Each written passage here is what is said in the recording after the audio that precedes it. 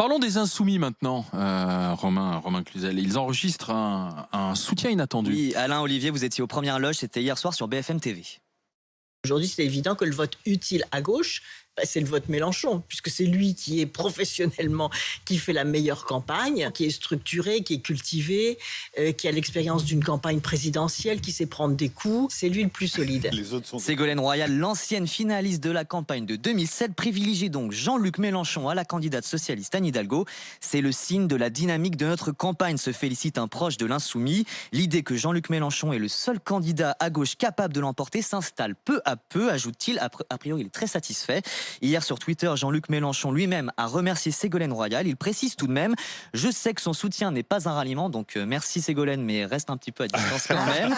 Au moins, Ségolène Royal aura eu la bravitude de prendre position. Et Ségolène Royal, ce matin sur les réseaux sociaux, a expliqué qu'elle ne soutenait pas Jean-Luc Mélenchon, mais qu'elle faisait un constat qu'aujourd'hui c'était le mieux placé à gauche, et donc c'était lui le vote utile qui incarnait le vote utile à gauche. On n'en peut plus de ça. Non, mais ça tombe sous le sens. L'analyse politique, elle est réelle. Oui, celui qui non seulement est le mieux placé, mais qui en plus est dans une dynamique, parce qu'il augmente quand même dans les sondages, c'est Jean-Luc Mélenchon. Et les meetings de Jean-Luc Mélenchon, quand vous les regardez, même si vous n'êtes pas d'accord avec ses idées ou avec toutes ses idées, vous regardez du début à la fin, vous vous endormez pas au milieu. Pourquoi dire je ne le soutiens pas et dire ça avant? Ça n'a aucun sens. C'est ça qui est minable et qui est insupportable. Non, ce qu'elle veut dire... non, mais on en a parlé. Hier, on s'est tous étonnés de cette déclaration chez vous. Donc, je trouvais ça plutôt courageux et plutôt bien. Et finalement, la déclaration de ce matin, c'est ne pas assumer les propos de la veille. Et ça, c'est de ça dont on ne veut plus. C'est de ça dont on ne veut plus.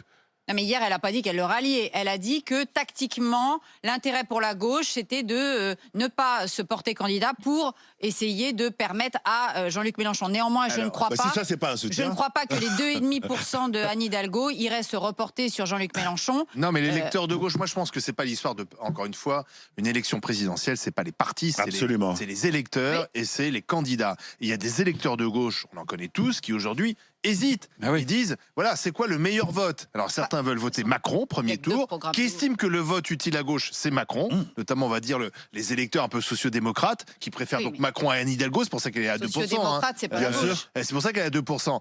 C'est une partie de la gauche, la social-démocratie, historiquement.